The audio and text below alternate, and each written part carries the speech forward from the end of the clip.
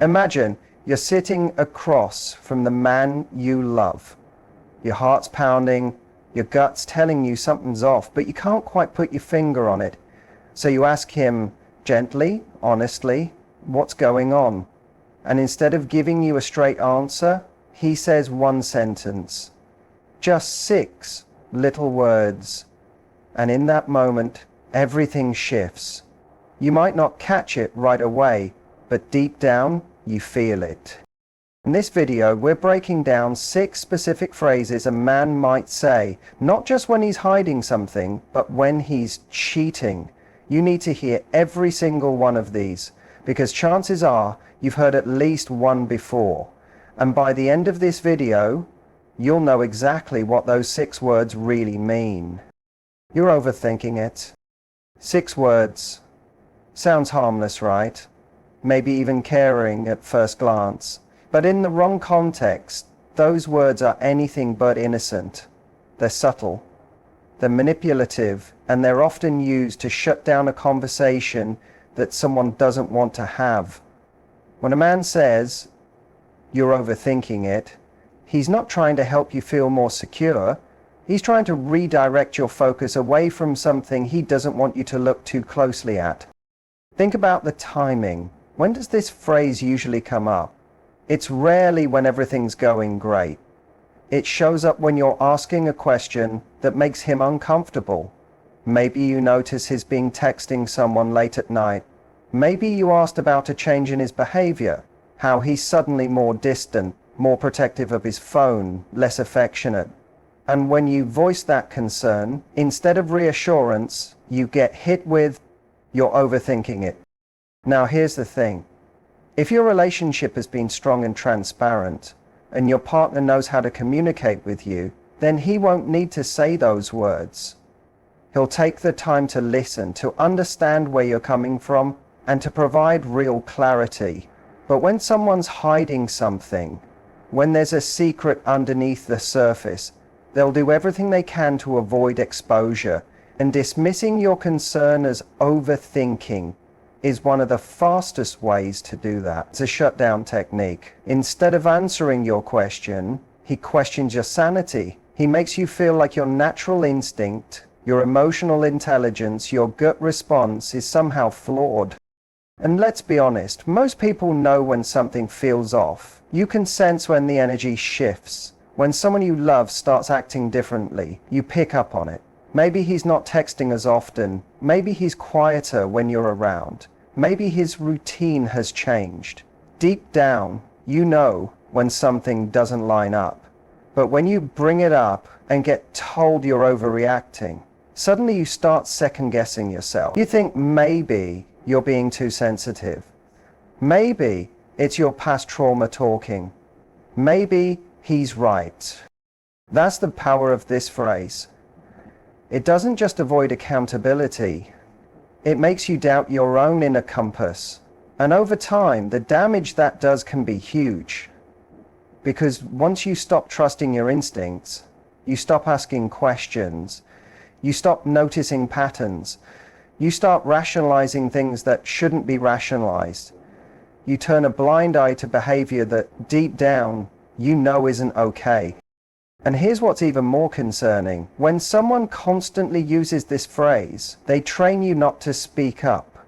They create an environment where your voice feels like a problem, where any concern you raise is labeled as drama or paranoia. And when that happens, the relationship stops being a partnership and starts becoming a power struggle, one where he controls the narrative and you're left trying to suppress your own reality just to keep the peace. Let's not confuse this for emotional support. Telling someone they're overthinking without listening, without compassion, without curiosity, that's not love. That's avoidance. That's protection of something they don't want you to see. Because if everything were truly fine, he'd sit with you. He'd talk through it. He wouldn't dismiss you. He'd reassure you. Not with empty words, but with consistent action. So when a man tells you you're overthinking it, take a step back, not to question your instincts, but to honor them. Because more often than not, that phrase doesn't mean you're wrong. It means you're getting close to a truth he's not ready to admit. She's just a friend. At face value, those 4 words can sound completely innocent. After all, men and women can have platonic friendships, but context changes everything. The real issue isn't always about the friend. It's about the behavior behind the statement. When a man says, she's just a friend, in a certain tone, at a certain moment, and with a certain kind of defensiveness, it can mean something entirely different. It's not the words themselves that raise red flags. It's what he's trying to avoid by using them. This phrase usually appears when you start asking questions, reasonable questions. Maybe you noticed he started mentioning her name more often. Maybe she pops up in his texts late at night. Maybe she comments heart emojis on his photos or tags him in flirty posts. Whatever it is, something triggered a gut feeling in you. And when you ask about her, just to get clarity, you're quickly told, she's just a friend. Not, I get why you're asking. Not, let me explain, but a firm, dismissive statement that's designed to end the conversation, not deepen the trust. A man who has nothing to hide won't mind explaining. He won't get defensive. He won't act like you're crazy for asking. If anything, he'll use the moment to offer transparency and comfort. But when the phrase, she's just a friend, is used as a shield, not an explanation, that's when it becomes dangerous. Because it's not about friendship, it's about secrecy. He's not trying to ease your mind, he's trying to shut it down. Think about how he behaves when her name comes up. Does he suddenly change the subject? Does he look away or avoid eye contact? Is his phone locked tighter than before? Does he laugh things off without giving real answers? Those are clues, not of friendship, but of something deeper going on, emotionally, physically, or even just in intention. Maybe he hasn't crossed the line yet, but maybe he's getting too close to it. Maybe he's emotionally investing in someone else while trying to keep you calm with the classic fallback. She's just a friend. Sometimes this phrase comes up repeatedly because he knows it works. He knows you want to trust him. He knows you want to believe him. So he leans into that, repeating the same line over and over until you stop asking questions. And once that happens, he's created a safety net, a way to engage with another woman without taking responsibility for how it affects you or your relationship. It's not always about cheating in the physical sense. Sometimes the betrayal is emotional. He shares more with her than with you. He laughs harder with her, texts her more often, opens up to her about things you didn't even know he was struggling with. Emotional affairs are just as real, just as damaging. And when a man is building that kind of connection behind your back, she's just a friend, isn't comfort, it's camouflage. There's also the question of boundaries. If you've clearly communicated that something makes you uncomfortable, and he continues to ignore it, under the excuse that you're being insecure or controlling, then it's no longer about the friend, it's about the disrespect. A man who truly values his relationship won't defend a friendship that's costing him your trust. He'll make adjustments, not excuses. He'll prioritize your emotional safety over someone else's feelings, especially when that someone is getting too close for comfort. So when this phrase comes up, it's not about jumping to conclusions. It's about paying attention to what's happening underneath, the patterns, the shifts, the secrecy. Because in many cases, she's just a friend is the beginning of a cover story, one that hides not just a person, but a truth you're getting closer to discovering. I need some space. It sounds reasonable, even mature, when you hear it. After all, space can be healthy. We all need time to recharge, to think, to reconnect with ourselves. But when a man uses this phrase out of nowhere, especially when things have been emotionally off, it can take on a completely different meaning. It's not just about needing time alone, it's about creating distance without clarity. It's about stepping back, not to heal the relationship, but to create room for something or someone else. This phrase is often used when a man doesn't want to be held accountable. Maybe he's been emotionally checked out. Maybe he's stopped putting in effort. You feel the shift. You know something's changed. He's colder. He takes longer to reply. He stops initiating plans. You bring it up, hoping for an open conversation, and instead, he drops this line: "I need some space." It's his way of exiting without fully leaving, a way to put you on hold while he figures out what or who he really wants. Sometimes, space is just a placeholder for dishonesty. He might not be ready to end things outright, but he wants freedom. Freedom to text someone new. Freedom to entertain another connection. Freedom to avoid the emotional labor of being present with you. And rather than be upfront about that, he hides behind a vague, emotionally safe phrase that sounds like self-care. It's not self-care. It's self-protection. From your questions, from the truth, and from commitment. You also have to pay attention to how he behaves once he asks for space. Does he still check in? Is there still a timeline or an intention to reconnect? Or does he disappear completely, leaving you in emotional limbo? A man who genuinely wants to work on the relationship will use space to reflect, not escape. He'll communicate boundaries, not vanish. He won't use space as a weapon or a way to test how much you'll tolerate. But when a man is entertaining someone else or keeping his options open, space becomes a cover story. It buys him time. It gives him room to explore without having to officially break things off. This tactic also leaves you with a painful kind of confusion. You don't know whether to wait, to move on, or to hold out hope. You're stuck trying to interpret every small action, every text, every like, every moment of silence. And he knows this. He knows that by saying he needs space, he can avoid confrontation while still keeping you emotionally invested. It's manipulation wrapped in the language of emotional maturity. It's also important to ask, why now? Why is he asking for space at this exact moment? Is it after a big argument? After you questioned his loyalty? After he started acting distant? Timing matters. Because often "I need space" doesn't come from a place of emotional overwhelm. It comes from a place of guilt. He feels you catching on. He senses your intuition getting louder. And instead of facing that discomfort with honesty, he retreats. He buys himself an out.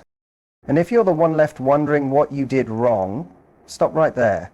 You didn't do anything wrong by asking for clarity, by wanting consistency, by needing emotional presence. When a relationship starts to feel one-sided, it's not fixed by silence and space. It's fixed by mutual effort, open dialogue, and real accountability.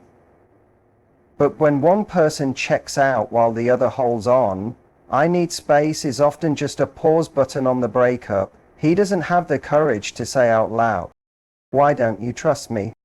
This question sounds like it's seeking understanding, but more often than not, it's a tactic, a strategic move to flip the script when someone feels cornered. When a man asks this during a moment of confrontation or concern, it's rarely because he's genuinely confused. It's because he wants to shift the blame onto you. Instead of answering your question, he puts you on the defense. Suddenly, it's no longer about what he did or didn't do. It's about why you don't trust him, which subtly suggests that you are the problem. This phrase often comes up when your gut has already started to pick up on red flags. Maybe you've noticed inconsistencies in his stories. Maybe he's been more secretive lately. Maybe his behavior doesn't match his words. So naturally, you ask questions. Questions that anyone in a committed relationship would ask if something didn't feel right. But instead of addressing the concern directly, he says, "Why don't you trust me?" And now you're stuck. You're no longer trying to find out the truth. You're trying to justify your own sense of awareness. You're explaining your need for reassurance instead of receiving it. It's a subtle emotional manipulation. He knows that by making you feel guilty for having doubts, he can stop the conversation before it gets too real. It's a way to keep the spotlight off his actions and put it on your insecurities. And for many people, it works. You start second-guessing yourself. You wonder if you're being too suspicious. You think maybe you've brought baggage from past relationships into this one. And while self-reflection is healthy, self-blame when you're picking up on legitimate signs is not. There's also a deeper layer to this. Trust isn't just given, it's maintained. If a man values your trust, he will protect it. He will nourish it with consistency, honesty, and transparency. But when someone repeatedly gives you reasons to question them, when their actions don't align with their words, when they withhold information, when they go cold and distant without explanation, then the erosion of trust is a natural response. It doesn't mean you're paranoid, it means you're observant. And what's telling is that men who are truly being honest will respond with calm, not accusation. They'll say, "I understand why you're asking," or "Let's talk about what's making you feel this way." They won't deflect, they won't shame. But a man who is cheating, hiding something, or playing emotional games doesn't want to have that level of conversation. He's not interested in working through it. He's interested in silencing it. And that's where this phrase becomes especially dangerous. It shuts the door. It makes you feel small for even knocking on it in the first place. Another reason this question is so manipulative is because it's loaded. If you say, "I don't trust you," you're accused of being controlling or negative. If you say, "I do trust you," you're expected to drop your concern immediately. Either way, the real issue never gets addressed. It's a no-win trap designed to protect his secrecy and keep you emotionally off balance. And over time, hearing this kind of phrase chips away at your confidence. You stop bringing things up, not because you feel better, but because you're tired of being made to feel like the villain for having instincts. You stay quiet, even when you shouldn't. You walk on eggshells. And that's exactly the result he's hoping for. Not openness, not closeness, but silence. Because in silence, he can continue without consequence. You're being insecure. Those three words might sound like a simple observation, but they can carry deep emotional weight, especially when used to dismiss your feelings. When a man says this to you in the middle of a serious conversation about your concerns, it's not about helping you grow, it's about shutting you down. It's a quick way to deflect, avoid accountability, and make you question your own reality. Instead of addressing what's making you uncomfortable, he turns the issue into a flaw in your personality. This phrase often shows up when you're asking about something that doesn't add up. Maybe you've noticed that he hides his phone screen more lately. Maybe his communication patterns have changed. Maybe you're simply picking up on a gut feeling that something's wrong. And when you express that, hoping for reassurance, he hits you with, "You're being insecure." Just like that, the conversation shifts. You're no longer discussing his actions, you're defending your emotions.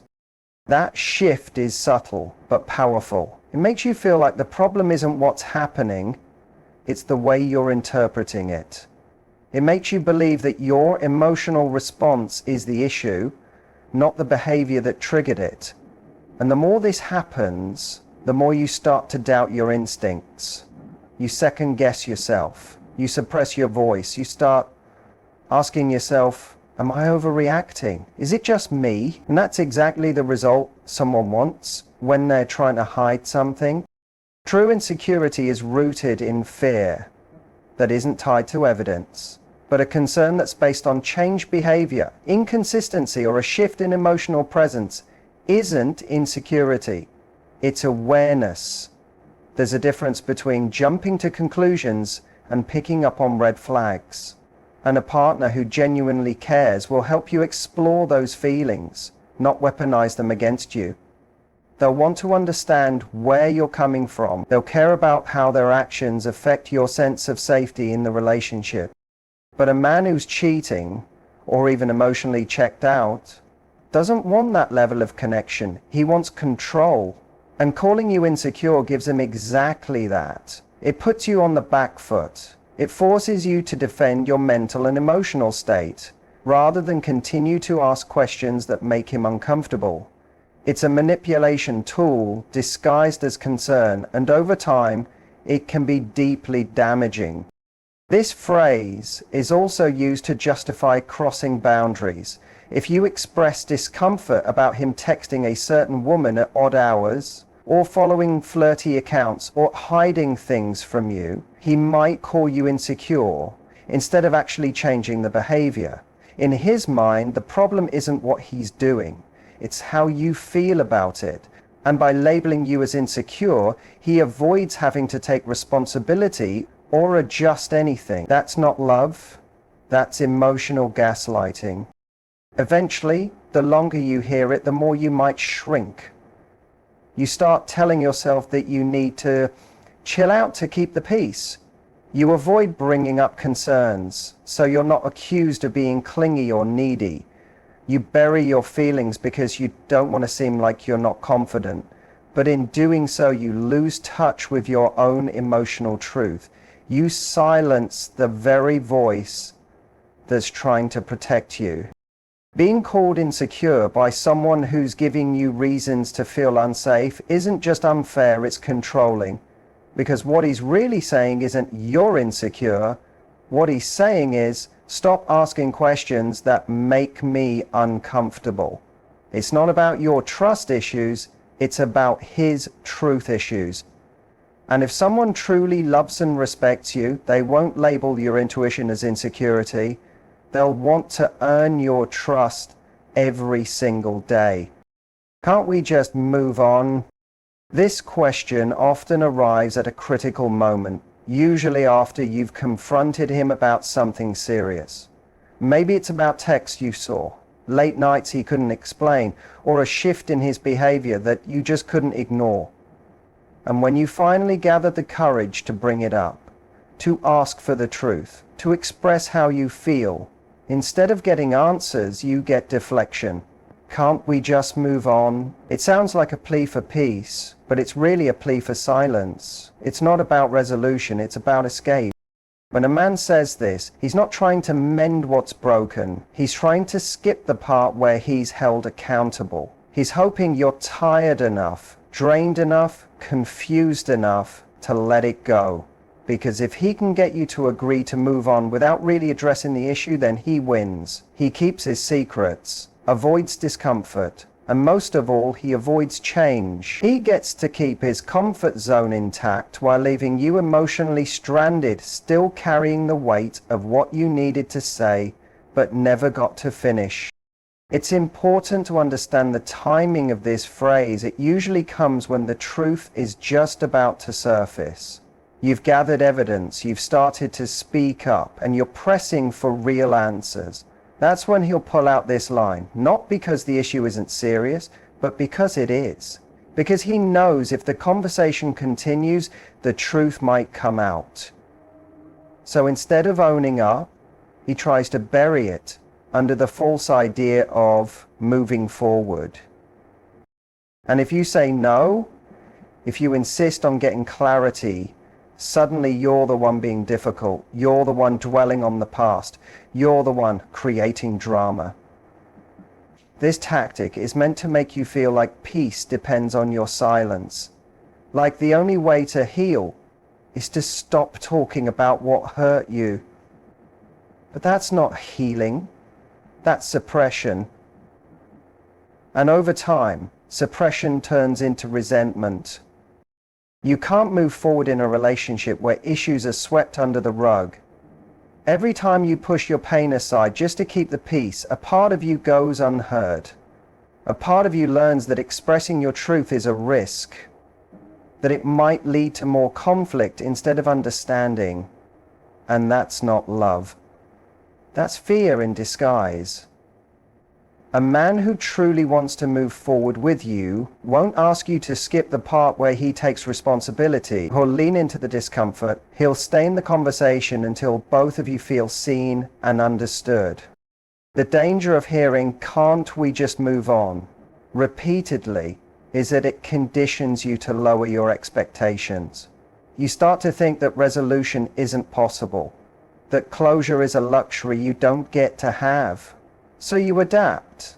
You stop asking hard questions. You smile through confusion. You stay quiet.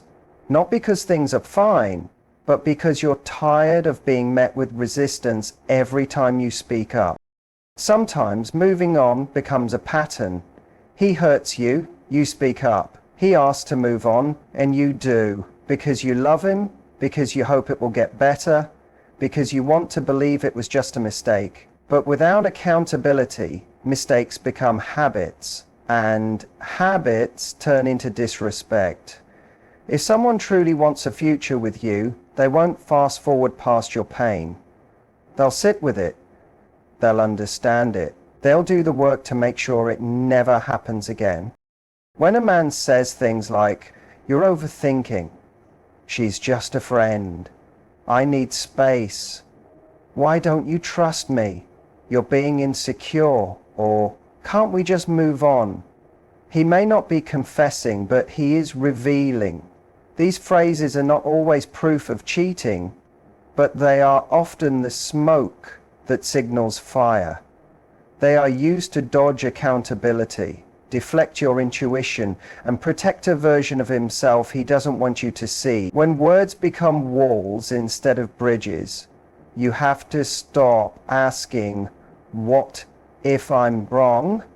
and start asking, "What if I'm right?" Because real love doesn't hide behind manipulation. It doesn't shame you for needing clarity. It meets you in truth, even when it's uncomfortable. And the moment someone tries to make you feel small for simply wanting honesty, that's the moment you should stop questioning your worth and start questioning why you're staying.